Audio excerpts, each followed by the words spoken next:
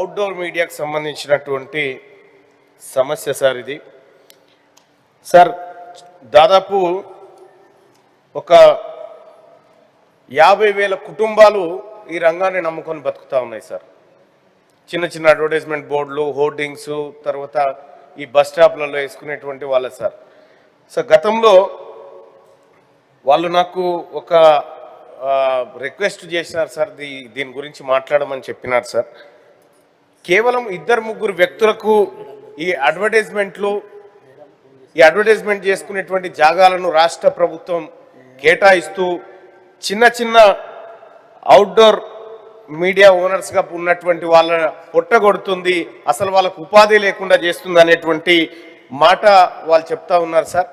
So గతంలో కేసీఆర్ గారు ప్రభుత్వం ఉన్నప్పుడన్నా జిహెచ్ఎంసీ పరిధిలో కొంత రిస్ట్రిక్షన్ ఉండే, మిగతా మున్సిపాలిటీలలో కొంత బెటర్ ఉండే సార్. ఇప్పుడు మిగతా మున్సిపాలిటీలు జిహెచ్ఎంసీ అంతా కలిపి గంప గుత్తగా మొత్తం అవుట్డోర్ ఏదైతే ఏజెన్సీలు ఉన్నాయి సార్ అడ్వర్టైజ్మెంట్కి సంబంధించి, అవి గంప గుత్తగా కొద్దిమంది వ్యక్తులకు ఇచ్చేటువంటి కార్యక్రమం దిగ్విజయంగా చేస్తూ ఉంది సార్. వాళ్ళు వందలాది మంది ఇలా రోడ్డున పడేటువంటి అవకాశం ఉంది సార్. అయితే వాళ్ళకి నిబంధనలు సడలించాల్సినటువంటి అవసరం ఉంది సార్. మనం ఎన్టీఆర్ ట్రస్ట్ భవన్ ముంగట ఒకటి కొత్తది ఏది పార్కింగ్కి సంబంధించి ఒకటి పెట్టిరు సార్. దానికి అది పెట్టినందుకు ఒక 2 కోట్ల రూపాయలు ఖర్చు అయితే సార్, కానీ అతనికి 9 కోట్ల రూపాయల స్పేస్ ఇచ్చినారు సార్. సార్ అంటే కేవలం అయిన వాళ్ళ కాకుల్లో కాని వాళ్ళ కంచాల్లో పెట్టినట్టు ఉంది సార్ ఈ పరిస్థితి. అడ్వర్టైజ్మెంట్ అవుట్డోర్ మీడియాలో పనిచేస్తున్నటువంటి వాళ్ళు ఎవరైతే కార్మికులు ఉన్నారో సార్, వాళ్లకు న్యాయం జరిగే విధంగా తక్షణమే సవరించాల్సినటువంటి అవసరం ఉంది సార్.